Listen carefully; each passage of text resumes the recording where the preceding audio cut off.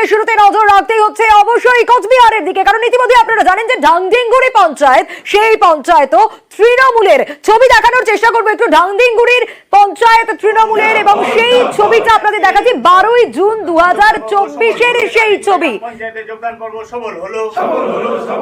বন্দে মাতরম, বন্দে মাতরম, বন্দে মাতরম। সর্বভারতীয় তৃণমূল কংগ্রেস জয়। সেই ছবিটা আপনারা দেখছেন, এবং তারই পাশাপাশি নজর রাখতেই হচ্ছে বিজেপি প্রধানের তৃণমূলে যোগ। বুধবার ঢাংডিংগুড়ির 3 বিজেপি সদস্যের যোগ তৃণমূলে, আর বৃহস্পতিবারই বিজেপি প্রধানের সঙ্গে দেখা করে নিশীথ প্রামাণিক। সেই আপডেটগুলো আমরা আপনাদের দিয়েছি। বিজেপি প্রধান যোগ দেওয়ায় পঞ্চায়েত স্বাভাবিকভাবে তৃণমূলের, এবং আজই কোচবিহার যাচ্ছেন শুভেন্দু অধিকারী। অবশ্যই সেই ছবি আপনাদের দেখাবো। ঢাংডিংগুড়ি পঞ্চায়েত তৃণমূলের নজর রেখেছি ইতিমধ্যেই আমরা, এবং তারপর থেকে প্রত্যেকটা ঘটনায় কিন্তু আপনাদের জানা। ঢাংডিংগুড়ির বিজেপি প্রধানের তৃণমূলে যোগ, এবং বুধবার ঢাংডিংগুড়ির 3 বিজেপি সদস্যের যোগ তৃণমূলে। সেই তারপর আমরা দেখেছিলাম যে বৃহস্পতিবার বিজেপি প্রধানের সঙ্গে দেখা করেন গিয়ে নিশীথ প্রামাণিক, এবং বিজেপি প্রধান যোগ দেওয়ায় পঞ্চায়েত তৃণমূলের।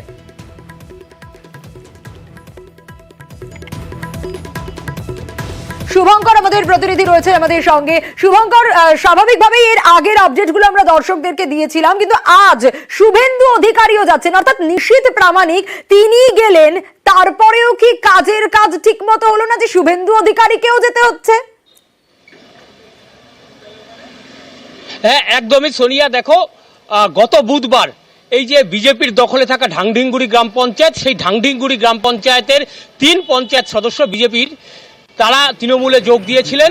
এরপর বৃহস্পতিবার সেই গ্রাম পঞ্চায়েত কার্যালয়ে ছুটে গিয়েছিলেন নিশীথ প্রামাণিক সহ বিজেপির বিধায়করা। সেই গ্রাম পঞ্চায়েত কার্যালয়ে গিয়ে প্রধান মাম্পি দাসকে সব ধরনের সহযোগিতা আশ্বাস দিয়েছিলেন, বলেছিলেন কোনো ভয় নেই, বিজেপিতেই থাকুন, আমরা সব সময় পাশে আছি। এবং সেই ঘটনার পর আজ দুপুরে যখন কিছুক্ষণ পরেই বিধানসভার বিরোধী দলনেতা শুভেন্দু অধিকারী কোচবিহারে আসছেন বিজেপি নেতাদের সঙ্গে বৈঠক করতে, ঠিক তার আগেই কোচবিহার জেলা তৃণমূল সভাপতি অভিজিৎ দে ভৌমিকের হাত ধরে বিজেপির যে ঢাংডিংগুড়ি গ্রাম পঞ্চায়েতের প্রধান মাম্পি দাস তিনি তৃণমূলে যোগ দিলেন।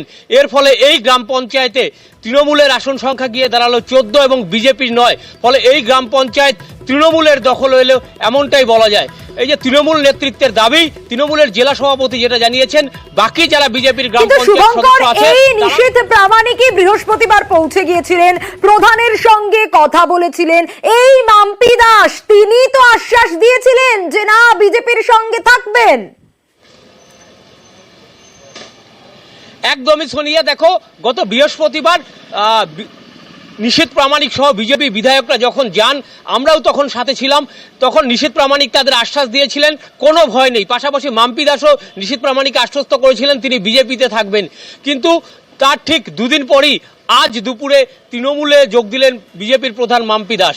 যদিও বিজেপির কোচবিহার জেলা সভাপতি বিধায়ক সুকুমার রায় যেটা জানিয়েছেন, মাম্পি দাসকে ভয় দেখানো হচ্ছিল, পুলিশের ভয় দেখানো হচ্ছিল, প্লাস তৃণমূলও ভয় দেখাচ্ছিল, যে কারণেই বিজেপির প্রধান মাম্পি দাস তিনি তৃণমূলে যোগ দিয়েছেন। সোনিয়া। বেশ শুভঙ্কর, আর এই পাশাপাশি এই মাম্পি দাস প্রধান, যিনি বিজেপির প্রধান, তৃণমূলে যোগ দিলেন, তিনি কি বলছেন? অন্যদিকে বিজেপি জেলা সভাপতি তিনি বা কি বলছেন শুনবো। 2 দিনের মধ্যে এমন কি হয়ে গেল যে পরিবর্তন করতে হবে? আমাকে বলেনি বিজেপিতে, বলছে তোমার কোনো অসুবিধা হচ্ছে কিনা। আমি বলছি না, হয়নি। ঠিক আছে, কোনো অসুবিধা হলে আমাকে বলো। ঠিক আছে, এটা বলেছি। কোনো অসুবিধা কি হচ্ছিল না, কেন? বললাম না, জনগণের উন্নয়নের স্বার্থে আমি তৃণমূলে যোগ দিই। এতদিন উন্নয়ন করতে পারছিলেন না? হ্যাঁ, পেরেছি, অসুবিধা হচ্ছিল তার জন্য। আর তৃণমূলের জেলা সভাপতি তিনি ঠিক কি বলেছেন শোনাবো। মানুষের প্রয়োজনে, মানুষের চাহিদায়, মানুষের দাবিতে, মানুষই তো শেষ কথা বলে রাজনীতিতে। মানুষ চাইছেন যে মাম্পি দাস আমাদের দলের প্রধান হিসেবে কাজ করবেন, তাই উনি থাকছেন, উনি থাকবেন। মানুষের রায় যেখানে হয়, মানুষকে নিয়ে দল, যে প্রধান আছেন তারা দল করেন, তারা দেখে যে মানুষের রায়টা কোন দিকে আছে, মানুষের সাথে তো থাকতে হবে। সেই হিসেবেই সেই চিন্তা ভাবনা করতে সেটা সিদ্ধান্ত নিয়েছে। তৃণমূলের জেলা সভাপতি বলছেন মানুষই রাজনীতিতে শেষ কথা বলে, মানুষের প্রয়োজনেই মাম্পি দাস আজ তৃণমূলে। কিন্তু বিজেপির জেলা সভাপতি তিনি বলছেন বলপূর্বক নিয়ে যাওয়া হয়েছে। শুনুন কি বলছেন বিজেপির জেলা সভাপতি। রাতারাতি ওরা এমন চাপ তৈরি করে, বিশেষ করে পুলিশের, নিজেরা বাড়ির ঘরে আগুন দিয়ে একটু যে কোনো জায়গায় একটু আগুন দিয়ে আর বিজেপির পঞ্চায়েতের নামে শেষ। পুলিশের জন্যই আজকে বিজেপির কর্মীরা বাড়িতে থাকতে পারে না, তারা যেতে বাধ্য হচ্ছে।